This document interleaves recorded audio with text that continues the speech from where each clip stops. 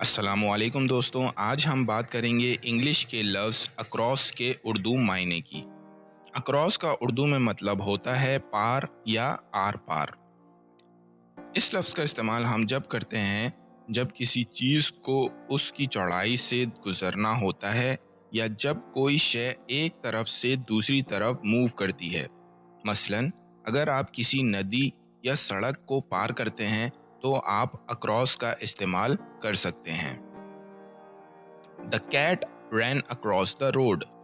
बिल्ली सड़क के पार दौड़ी। इस जुमले में अक्रॉस का इस्तेमाल उस वक्त किया गया जब बिल्ली ने एक तरफ से दूसरी तरफ सड़क को पार किया। ये था अक्रॉस के मायने और उसका इस्तेमाल। उम्मीद है अब आपको समझ में आ गया होगा। मिलते हैं नेक्स्ट वीडियो में। शुक्रिया।